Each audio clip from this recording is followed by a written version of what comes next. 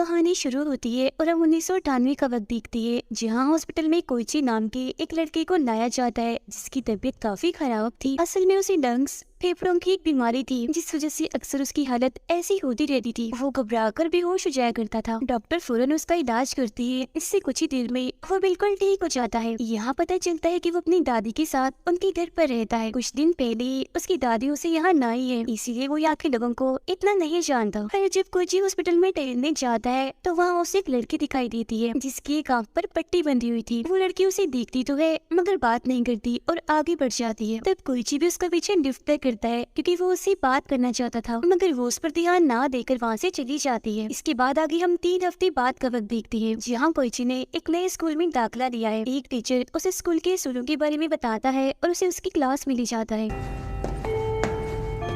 जब क्लास में आने के बाद कोइची सबको अपने बारे में बताने लगता है कि कुछ वक्त पहले ही मेरी मॉम की मौत हो गई है और मेरे डैड इंडिया गए हैं काम के सिलसिले में, इसलिए मैं यहाँ अपनी दादी और चाची के साथ रहता हूँ। इसी दौरान कोइची की नजर क्लास की एक लड़की पर जाती है जो और कोई नहीं बल्कि वही थी जो उसे हॉस्पिटल में मिली थी, यानी जिसकी आंख पर पट्टी थी। फिर पहली क्लास खत्म होने के बाद कोइची कुछ बच्चों से बात करता है और उस लड़की के बारे में पूछने लगता है। आगे वो बच्चे कोइची को एक कागज देते हैं जिसमें हर बच्चे की सीट के बारे में लिखा था, मतलब कि कौन सा बच्चा कहाँ बैठेगा। जिसे देखकर कोइची हैरान रह जाता है क्योंकि वो देखता है कि जिस जगह पर वो लड़की बैठी हुई थी वहाँ तो कोई सीट ही नहीं है। स्कूल खत्म होने के बाद जब वो अपने घर जाता है तो उससे मिलने उसकी चाची आती है। इनकी बातों से हमें पता चलता है कि उसकी चाची भी उसे स्कूल में पढ़ाती है, यानी जिस स्कूल में कोइची जाने लगा है। यहाँ उसकी चाची उसे दोबारा स्कूल के असूल बताने लगती है। कहती है कि जो भी टीचर तुम्हें कहे हमेशा वही करना, उनकी बात के खिलाफ मत जाना। अगले दिन कोइची स्कूल में एक लड़की से मिलता है जिससे उसकी दोस्ती हो जाती है। जहाँ इसी बीच उसे दोबारा से स्कूल की छत पर हॉस्पिटल वाली लड़की दिखने लगती है। इस बारे में वो अपने दोस्त को भी बताता है, जिस पर वो कहती है कि मुझे तो वहाँ कोई नहीं दिख रहा, वहाँ कोई है ही नहीं। अब उसे इस बात से हैरानी तो होती है, इसीलिए वह खुद पता लगवाने के लिए छत की तरफ जाने लगता है। वहाँ पर उसे पता चलता है कि इस लड़की का नाम मे है। वो लड़की यानी मे अब कोइची से बात करती है। कहती है कि स्कूल में जो कर्स यानी जो श्राप है वो शुरू होने वाला है। मगर अब इससे पहले कि कोइची उसे कोई और बात करता, अचानक से उसके सीने में दर्द होने लगता है। इसके फौरन बाद वो डॉक्टर के पास आ जाता है। डॉक्टर उसका चेकअप करने के बाद बताता है कि तुम्हें बिल्कुल ठीक होने में अभी वक्त लगेगा, बस तुम्हें परेशान नहीं होना और अपनी दवाई टाइम पर लेना रोजाना। अब अगले दिन स्कूल जाकर कोइची मे पर नजर रखने लगता है। वो देखता है कि एक और आदमी भी है जो उसकी ही तरह मे पर नजर रख रहा है। अब तभी उसकी क्लास का एक लड़का कोइची के पास आकर बताता है कि वो आदमी जिस लड़की पर नजर रखे हुए है वो दरअसल इस स्कूल का लाइब्रेरियन है, यानी जो लाइब्रेरी में काम करता है। अब कोइची उससे ही मे के बारे में पूछने लगता है। अभी वो मे के बारे में उसे बताने ही वाला था कि तभी उसके दोस्त आकर उसे अपने साथ ले जाते हैं। जिसके बाद अब कोइची खुद ही लाइब्रेरी में चला जाता है लाइब्रेरियन से बात करने के लिए। यहाँ उसे एक डॉल की ड्राइंग मिलती है जो एक खिलौना था, जिसे देखकर कोइची को याद आता है कि बिल्कुल ऐसी डॉल में भी अपने साथ लेकर चलती है। अब इतनी ही देर में वहाँ लाइब्रेरियन आ जाता है जो कोइची को उसकी क्लास में जाने का कहता है। अब कैसे भी करके कोइची सब जानना चाहता था, इसीलिए वो अपनी क्लास के 2 लड़कों के पास जाकर सारी सच्चाई पूछने लगता है। तो वो उसे बताते हैं कि सालों पहले मे नाम की एक लड़की 3rd ईयर क्लास में पढ़ती थी, मगर फिर अचानक एक दिन उसकी मौत हो गई और बस उसी दिन के बाद से उसकी सीट पर कोई नहीं बैठता। मगर उसकी मौत के बाद क्लास के बच्चों ने उसकी सीट पर एक डॉल को रख दिया और बिल्कुल ऐसे बर्ताव किया जैसे वो सच में क्लास में मौजूद है। जिसके बाद वो सारे बच्चे वहाँ से चले गए और बस तभी से उनका मानना है कि मैं आज भी एक स्टूडेंट के रूप में उस सीट पर आकर बैठती है, यानी वो स्टूडेंट जिसे इतने वक्त से कोइची भी देख रहा है। अब उनकी ये बातें सुनकर कोइची काफी घबराने लगता है क्योंकि उसे अजीब लग रहा था ये सोचकर कि मैं इतने वक्त से एक आत्मा को देख रहा हूँ। फिर जैसे वो ऊपर देखता है तो वो लड़की उसे दोबारा से दिखने लगती है, जिससे एक बार फिर उसकी तबीयत खराब हो जाती है। इसीलिए वो डॉक्टर के पास चला जाता है। यहाँ उसकी मुलाकात एक नर्स से होती है जो उस स्टूडेंट की बहन है जिसने कोइची को लाइब्रेरियन के बारे में बताया था और जिससे कोइची ने मे के बारे में जानने की कोशिश की थी। यहाँ कोइची उसे भी मे के बारे में बताकर पूछने लगता है कि मैंने उसे इस हॉस्पिटल में भी देखा था, वो यहाँ क्या करने आती है। जिस पर वो नर्स कहती है कि अभी तो मैं इस बारे में नहीं जानती, मगर पता लगवाकर मैं तुम्हें बता दूंगी लाजमी। अब एक दिन कोइची को एक डॉल्स की शॉप मिलती है जहाँ बहुत सारी गुड़िया थी, इसीलिए वो अंदर जाकर चेक करने लगता है। जिस दौरान हम देखते हैं कि उसकी दोस्त उसे इस दुकान के अंदर जाते हुए देख रही है। दुकान के अंदर कोइची को मई की गुड़िया भी दिख जाती है, जिसे अभी वो देख ही रहा था कि तभी यह मई खुद आ जाती है, जिसे देखकर वो उसे सवाल करने लगता है। अब मई उसे अपनी आंख से पट्टी हटाकर दिखाती है, जिससे हमें पता चलता है कि उसकी वो आंख कांच की है। तो वो उसे अपनी इस आंख के बारे में बताती है, कहती है कि मेरी ये आंख बहुत तेज है, किसी की भी होने वाली मौत को देखने में मदद करती है। मतलब कि मुझे पता चल जाता है कि कौन इंसान मरने वाला है। इस वक्त भी उसे एक लड़की की मौत के बारे में पता था, जो और कोई नहीं बल्कि कोइची की दोस्त थी। अब उसकी ये बातें सुनकर घबराता हुआ वो अपने घर आ जाता है। फिर अगले दिन स्कूल में कोइची की दोस्त सीखती है कि वो मई पर नजर रख रहा है, उसका पीछा कर रहा है, जो देख वो काफी घबरा जाती है और उसके पीछे जाकर उसे ऐसा करने से मना करती है, मगर वो उसकी बात नहीं सुनता और मई के पीछे चला जाता है। वो मई को हाथ लगाकर देखता है कि कोई भूत आत्मा नहीं है, बल्कि ये असली की इंसान है, जिसे सब आत्मा समझ रहे हैं। तभी हम भागते हुए कोइची की दोस्त भी आ जाती है और उस पर गुस्सा करने लगती है कि तुम मई का पीछा करना क्यों नहीं छोड़ रहे। अब तभी हम देखते हैं कि बाहर लगी आग एकदम से बढ़ जाती है और जोर से आकर खिड़की के शीशे पर लगती है, जिससे शीशा टूट जाता है और कांच सीधा आकर कोइची की दोस्त की गर्दन में घुस जाता है। और वो कांच का टुकड़ा तेजदार नुकीला था, जिससे उसका बहुत सारा खून बह गया था, इसीलिए उस बेचारी की मौके पर ही मौत हो जाती है। अब जैसा कि मैंने उसकी मौत को देखा था, तो वो सच में मर गई। इसी बीच मैं अपने उस आंख से देखती है कि उस लड़की की लाश के आसपास बहुत सारा खून जैसा लिक्विड निकल रहा है, जिसका मतलब था कि उसे ऐसे पता चलता है कि कोई इंसान मरने वाला है। अब ये लिक्विड उसने देख लिया था, तो इसका मतलब आगे भी किसी इंसान की मौत होने वाली है। फिर तभी यहाँ और भी बहुत सारे बच्चे आ जाते हैं और उस लड़की की मौत पर काफी दुखी हो जाती है, मगर वो उसकी मौत का जिम्मेदार कोइची को ही समझ रही थी, क्योंकि उसने ही स्कूल के असूल तोड़े थे, जिस वजह से मौतें होना शुरू हो गई है, यानी कि कर्ज वापिस आ गया है। मगर वो अभी भी कुछ नहीं समझ पाता। फिर शाम को जब वो हॉस्पिटल में जाता है, तो नर्स उसे बताती है कि मैं यहाँ कुछ दवाइयाँ लेने आती रहती है। फिर अब अगले दिन कोइची अपनी क्लास के उसी लड़के इन्हीं नर्स के भाई से कर्ज इन्हीं शराब के बारे में पूछने लगता है, क्योंकि मैंने भी उसे किसी कर्ज के बारे में ही कहा था, मगर वो उसे कुछ भी नहीं बताता और नजरअंदाज करके उसे दूर जाने लगता है। साथ ही वो कोइची को ये भी कहता है कि मेरी बहन यानी उस नर्स से भी तुम दूर ही रहो। अब यहाँ हमें पता चलता है कि वे कोई भूत या आत्मा नहीं है,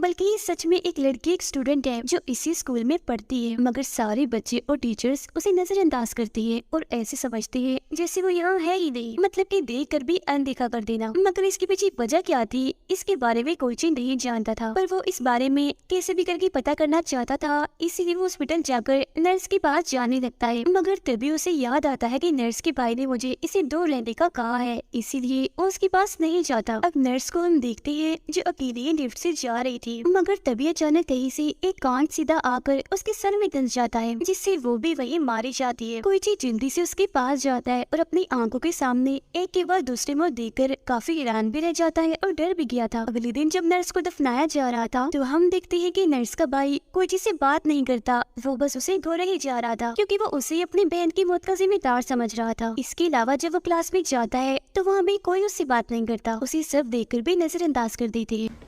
今朝なんかあったっけ山田。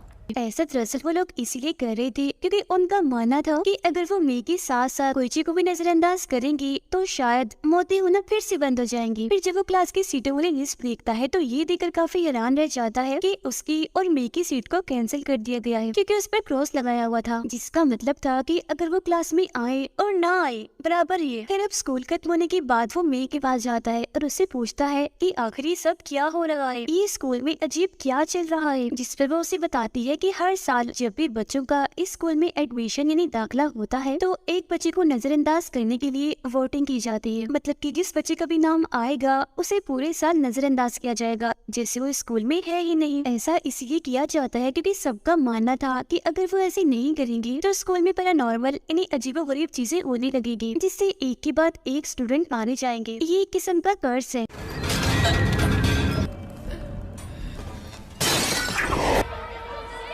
और जिस साल मैं थी तो एक लड़की को नजरअंदाज करने के लिए चुना गया था, मगर वो डर रही थी इसीलिए उसने मना कर दिया। अब किसी को तो नजरअंदाज होना ही था, तो उसकी जगह मैंने अपना नाम लिखवा दिया और बस तभी से सारे लोग मुझे नजरअंदाज करने लगे हैं। अभी सुनकर भी कोइची को कुछ समझ नहीं आती, क्योंकि वजह अब तक उसके सामने नहीं आई थी कि आखिर स्कूल वाले ऐसा करते ही क्यों हैं। अब दोनों को ही नजरअंदाज किया जा रहा था, जिसका वो खूब फायदा उठा रहे थे, क्योंकि क्लास छोड़कर वो घूमने निकल जाती थी, जिस वजह से अब उन दोनों भी अच्छी दोस्ती भी हो गई थी। अब मेरे को भी सच्चाई पता नहीं थी तो ये लोग सच जानने के लिए लाइब्रेरियन के पास जाती है, जहाँ अब वो इन्हें बताता है कि काफी सालों पहले यानी 1972 में मैं 3rd ईयर क्लास का टीचर हुआ करता था, जहाँ तभी अचानक एक बच्चे की रस्सी से लटकने से मौत हो गई। किसी को कुछ समझ नहीं आया कि आखिर उसकी मौत कैसी हो गई, और जो बच्चे उसके साथ पढ़ते थे उनको तो यकीन आ ही नहीं रहा था कि वो मर गई है। वो इस चीज को कबूल ही नहीं कर रहे थे, इसीलिए वो ऐसे दिखावा करने लगे थे जैसे वो अभी भी जिंदा है। यहाँ तक कि उन्होंने उसके लिए क्लास में अलग सीट भी लगा रखी थी।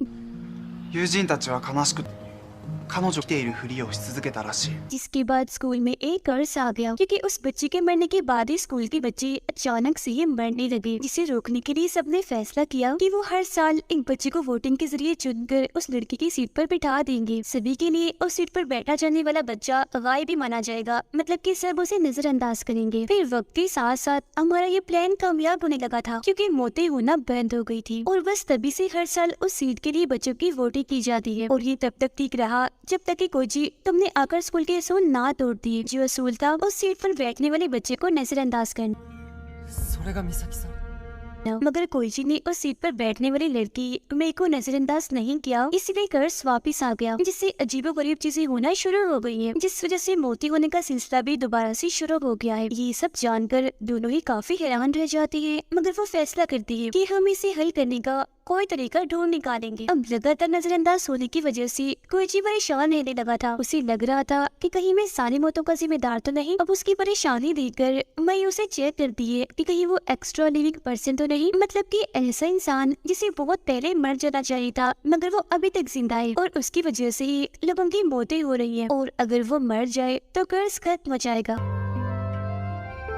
यानी कि मैं एक्स्ट्रा लिविंग को भी देख सकती है। उसे पता चल जाता है कि कोई चीज एक्स्ट्रा लिविंग नहीं है, और ये सब कुछ भी अपनी आंख के जरिए ही देख सकती थी। अब हम स्कूल के एक टीचर को देखते हैं जो इस वक्त अपने घर पर थे। वो अपनी वाइफ को खाना खिलाकर बर्तन उठाकर ले जा रहे थे, मगर तभी अचानक उनका पैर फिसल जाता है, जिस वजह से उनके हाथ में जो चम्मच था वो उनकी आंख में घुस जाता है, जिससे उनका इतना खून बहता है, इतनी तकलीफ होती है कि मौके पर ही उनकी मौत हो जाती है। इसके बाद उस स्कूल की एक बच्ची को हम देखते हैं जो साइकिल पर बैठकर कहीं जा रही थी, मगर तभी अचानक पता नहीं कैसी उसकी साइकिल की ब्रेक फेल हो जाती है, जिससे साइकिल अब उसके कंट्रोल से बाहर हो जाती है। जिस दौरान जैसे वो सड़क पर जाती है तो सामने आती है गाड़ी से वो टकरा जाती है। वो फौरन नीचे गिर जाती है, जिससे वो काफी जख्मी हो गई थी, इसलिए मौके पर उसकी भी मौत हो जाती है। फिर अगले दिन स्कूल में जब उसकी मौत का पता चलता है तो सारे ही बच्चे काफी दुखी हो गए थे, और उन दोनों को ही इस सब का जिम्मेदार कह रहे थे। जबकि उधर वो दोनों लाइब्रेरी में जाकर 1972 की फाइल्स देखने लगते हैं, जिस बीच कोईची को एक तस्वीर मिलती है जो और किसी की नहीं बल्कि उसकी चाची की थी, जिसका मतलब था कि वो भी उस वक्त यानी 1972 में उस क्लास की स्टूडेंट थी। इसके बाद मजीद छानबीन करने के लिए वो उस स्कूल के दूसरे हिस्से में जाती है जहाँ सबका जाना मना था, क्योंकि 1972 के टाइम क्लास वही लगती थी। वो यहाँ आकर छानबीन करने लगती है ताकि उन्हें कोई क्लू कोई सुराग मिल सके, और तभी कोईची को यहाँ एक ऑडियो टेप मिल जाती है जो काफी पुरानी लग रही थी। जब ये लोग उसे सुनते हैं तो पता चलता है कि इसे भी उसी वक्त 1972 में रिकॉर्ड किया गया है।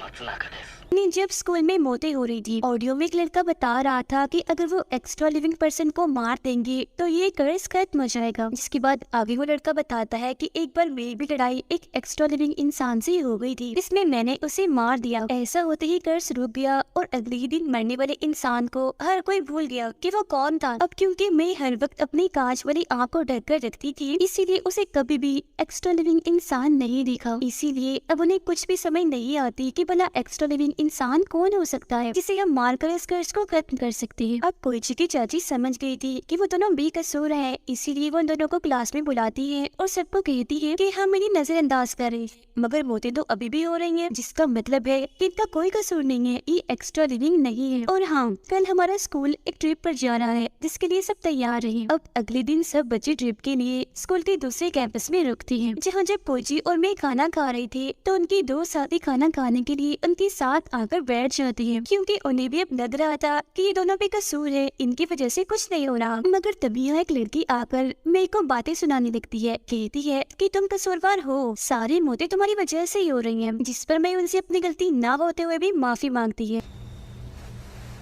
इसी बीच हम नर्स के भाई को देखते हैं जिससे उन दोनों पर अभी भी शक था, जिस वजह से वो चुपचाप कोइची का बैग चेक करने चला जाता है, जिसमें उसे वही ऑडियो टेप मिल जाती है। वो उस टेप को खुद भी सुनता है और अपने कुछ दोस्तों को भी सुना देता है, जिसके बाद वो प्लान बनाते हैं कि हम कोइची और मे को मार देंगे, क्योंकि हो ना हो वो एक गुनाहगार है, मतलब कि वो ही एक्स्ट्रा लिविंग पर्सन है। जहाँ इसी बीच दिखाया जाता है कि कैंपस में अजीबोगरीब चीजें होना शुरू हो गई है। मैं भी अपने आंख पर से पट्टी हटाकर घूम रही थी ताकि वो देख सके कि कौन एक्स्ट्रा लिविंग है। जी हाँ, तभी उसके पास कोइची की चाची आ जाती है, जिसे मैं बड़े गौर से देखने लगती है, क्योंकि उसे पता लग गया था कि एक्स्ट्रा लिविंग और कोई नहीं बल्कि यही है, यानी कोइची की चाची। वो इस बारे में कोइची को बताने ही वाली थी कि तभी इधर एक लड़का आकर बताता है कि अभी अभी एक लड़की की मौत हो गई है, जो सुनकर वो फौरन ही उसके साथ जाने लगती है। अब कोइची की सीने में दोबारा से दर्द होने लगता है, इसीलिए उसे भागा नहीं जाता, जिस बीच तभी उसे कोई एक कमरे से बुलाने लगता है, इसीलिए वो उस कमरे की तरफ ही जाने लगता है चेक करने के लिए कि आखिर वहाँ कौन है। उधर मैं और वो लड़का जब जा रही थी तो उन्हें रास्ते में वही लड़की मिलती है जिसने पहले भी मैं से बदतमीजी की थी। वो एक चीज से जैसे मैं पर हमला करने लगती है तो उसके साथ वाला लड़का आगे आकर उसे रोक देता है, जिसके बाद वो उसके पीछे पड़ जाती है। तो वो लड़का अपनी जान बचाने के लिए खिड़की से कूद पड़ता है, मगर बदकिस्मती से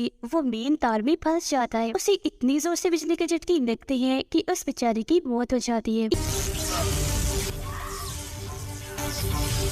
ये देखकर मैं काफी घबरा जाती और वहाँ से दूर भागने लगती है। वो लड़की भी उसके पीछे पड़ जाती है ताकि वो मे को मार सके, मगर तभी रास्ते में कहीं से एक तेजधार तार आ जाती है, जिससे उस लड़की का सर कटकर जिस्म से अलग हो जाता है, जो देखने में काफी भयानक लग रहा था। नर्स का भाई अपनी बहन की मौत का बदला लेने के लिए चाकू से कोइची पर हमला करता है, जिससे वो कट मार कर कोइची के चेहरे को जख्मी कर देता है, मगर तभी पीछे से मैं आकर उसके सिर पर एक बर्तन से वार कर देती है, जिससे वो नीचे गिर जाता है और ये दोनों भी यहाँ से चले जाते हैं। उनके जाने के बाद नर्स के भाई को इतना गुस्सा आ गया था कि वो सारे सामान को तोड़ने लगता है, जिस वजह से उनका गैस पाइप लीक होने लगता है। आग लग जाती है, जिससे वो काफी बड़ा धमाका हो जाता है, जिसमें नर्स का भाई भी मारा जाता है। जिसके बाद वो दोनों बाकी बच्चों के पास जाकर उन्हें कैंपस से बाहर करने लगती है, क्योंकि आग फैलती जा रही थी। मैं कोइची की चाची का पीछा करती है ताकि वो उसे मारकर कर्ज यहीं पर खत्म कर दे, क्योंकि वो जान चुकी थी कि वो एक्स्ट्रा लिविंग है। सब लोग जब बाहर आ जाते हैं तो कोइची देखता है कि मैं और उसकी चाची वहाँ पर नहीं है, जिसके बाद वो और लाइब्रेरियन उन्हें ढूंढने दोबारा कैंपस के अंदर जाती है। अंदर आकर वो देखती है कि मैं कोइची की चाची को मारने की कोशिश कर रही है। तब लाइब्रेरियन उसे बचाने के लिए मे को पकड़ लेता है और फिर मौके का फायदा उठाकर उन्हें वहाँ से ले जाता है। अब मैं और कोइची भी उनके पीछे जाती है। जो मैं अपने उस आंख से देखती है कि लाइब्रेरियन और कोइची की चाची के पास खून जैसा लिक्विड चल रहा है, जिसका मतलब था कि अब मरने की बारी उन दोनों की है। तभी अचानक लाइब्रेरियन का पैर फिसल जाता है और वो नीचे जाके गिरता है, नीचे तो पहले ही आग फैली हुई थी, जिसमें गिरने से उसकी मौत हो जाती है। जहाँ इसी बीच कोइची की चाची भी दीवार से लटक जाती है, जिससे बचाने के लिए कोइची आगे बढ़ता है, मगर मैं देखती है कि अगर उसने अपनी चाची को बचाने की कोशिश की तो वो भी मारा जाएगा। इसीलिए वो यहाँ बता ही देती है कि वो एक्स्ट्रा लिविंग इंसान कोई और नहीं बल्कि तुम्हारी चाची है। जो सुनकर उसकी चाची समझ जाती है कि अब मुझे क्या करना है जिससे कर्ज खत्म हो जाए। वो कोइची से हाथ छुड़ा कर खुद ही आग में कूदकर अपने जान दे देती है, जिसके बाद अब ये दोनों भी वहाँ से बाहर आ जाते हैं। यहाँ दोबारा से तबीयत खराब होने की वजह से कोइची बेहोश हो जाता है। फिर जब उसे होश आती है तो वो हॉस्पिटल में था, तो वहाँ उसे मिलने में आती है और बताती है कि अब तुम्हारी चाची के मरते ही कर्ज खत्म हो गया है और सब उनको भूल गई है, बिल्कुल वैसे ही जैसे 1972 के टाइम में हुआ था। क्योंकि पुराने टेप तो जल गई थी, इसीलिए वो आगे के बच्चों के लिए नए टेप में एक रिकॉर्डिंग करती है। इसमें वो बताते हैं कि अगर कर्ज दोबारा से शुरू हो जाए तो क्या करना है। इसके बाद कोइची अपनी दादी के साथ अपने डैड के पास जाने के लिए तैयारियां कर रहा होता है। जाते जाते वो मेरे को अलविदा कहने भी आता है। इसके बाद हम आखिर में 2012 का वक्त देखते हैं, जहाँ स्कूल में एक लड़की को कोइची और मेरे की रिकॉर्ड की हुई टेप मिल जाती है। साथ ही हम देखते हैं कि उनकी क्लास का टीचर और कोई नहीं बल्कि लाइब्रेरियन था, जो कि 14 साल पहले आग में गिरा तो था मगर वो बच गया था, जिसका मतलब था कि ये कर्ज फिर से शुरू हो गया है, क्योंकि उसे मर जाना चाहिए था मगर वो नहीं मरा, अभी भी जिंदा है। इसका मतलब था कि अगला एक्स्ट्रा लिविंग पर्सन ही लाइब्रेरियन है, मगर इसके बारे में पता कैसे चलेगा, क्योंकि वो तो बस मैं ही देख सकती थी। इसका मतलब था कि अब दोबारा से मौतें होना शुरू हो जाएंगी और इसी के साथ ही कहानी इधर ही खत्म हो जाती।